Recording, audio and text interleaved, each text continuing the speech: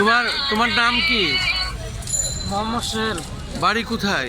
বাড়ি নোয়াখালী সুবর্ণচর ভাঙ্গার বাজার। তোমার বয়স কত? আমার বয়স 24 চলে। 24।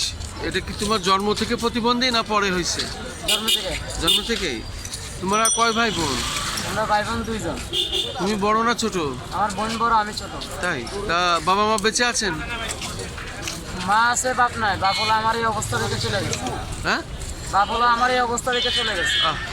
তা তুমি এইভাবে ঢাকায় এইভাবে যে ঘুরে একা একা বেড়াও, এতে কি কোনো অসুবিধা হয় না? না না, আল্লাহর রহমতে কোনো অসুবিধা তাই? তা মানুষ যা সাহায্য দেয় তাতে ঠিকঠাক চলে? না দিয়ে চালায়, ঘরে মারে চালায়।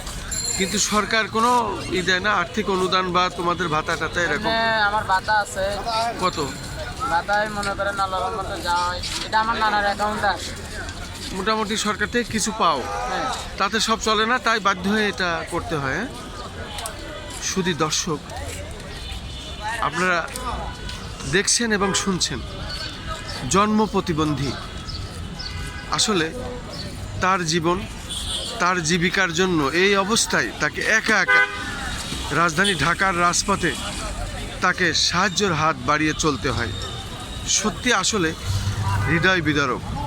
এই ধরনের ঘটনা দেখলে আমাদের আর কোনো অভিযোগ মনে হয় না, অভিযোগ থাকে না।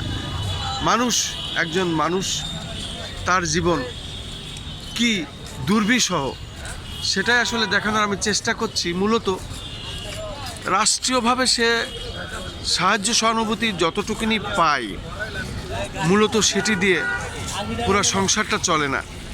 তারপরেও সে তার এই শারীরিক প্রতিবন্ধী অবস্থা নিয়ে সে রাজধানী ঢাকা, বাইতুল মোকাররম, গুলিস্তান এলাকা, যা জীবনের প্রতিটা পদে পদে বিপদ, গাড়ি ঘোড়া যেভাবে চলে, তার ভিতরেও সে যে তার জীবন জীবিকার লড়াই করে যাচ্ছে, এটাই আসলে দেখলে আমাদের আর অভিযোগ করার জায়গা থাকে না। তারপরেও আমি বলবো, সাধারণ মানুষ এবং রাষ্ট্র এদিকে এগিয়ে আসবেন, এ ধরনের মানুষদের সহযোগিতা করবেন। এটাই হলো আমার আকুতি রাষ্ট্রের কাছে। আমি খন্দকার মাসুদুজ্জামান। ধারাবাহিকভাবে আমি কিছু কাজ করে থাকি, সেই কাজের ধারাবাহিকতা আমি দেখাচ্ছি এবং সেটাই প্রচার করে যাচ্ছি। তোমার যদি কিছু বলার থাকে বলতে পারো, কোনো তোমার ইচ্ছা বা রাষ্ট্রের কাছে কি বলতে চাও, সরকারের কাছে কি বলতে চাও, কি হলে তোমার ভালো, সেরকম কিছু বলো। আমার এরকম কোনো কিছুই লাগবে না, বাড়িঘর আমি চাই না। সরকার যদি আমার অটোওয়ালা একটা হুইল চেয়ার দেয়, এটা আমার জীবন অনেক বড় একটা উপকার হবে। তাই? কি নাম বললে তোমার? মোহাম্মদ সোহেল। 24 বছর বয়স বললে? শুধু দর্শক, এই সোহেল 24 বছর বয়স, তার চাপ আর কিছু নাই। সে শুধু এটাই বলছে যে আমাকে যদি সরকার একটি হুইল চেয়ার দেয়, তাতেই আমি অনেক উপকার, অনেক কিছু আমি পাবো। আসলে হৃদয় বিদারক বিষয়টি। তার চাওয়া পাওয়ার আসলে কিছু নাই, সে শুধু একটি হুইল চেয়ার, সেও চাই একটু ভালোভাবে চলাফেরা করতে। আসলে আমি কি বলবো, বলার আসলে আমার আর ভাষা নাই।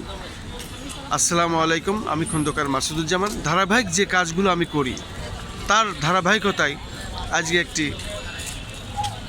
বিষয় যা আমি রাষ্ট্রের কাছে বিশেষভাবে তুলে ধরছি, মাননীয় প্রধানমন্ত্রী এটা আপনি দেখবেন এবং এই ধরনের পঙ্গু বাংলাদেশে বহুত আছে, তাদের দেখভাল করবেন। তাদের চাওয়া পাওয়া কিছু থাকে না, তারা শুধু চায় হুইল চেয়ার, পেট ভরে একটু খেতে এবং নিরাপদে থাকতে। তাদের চিকিৎসা, তাদের বাসস্থান, তাদের দেখার দায়িত্ব রাষ্ট্রের।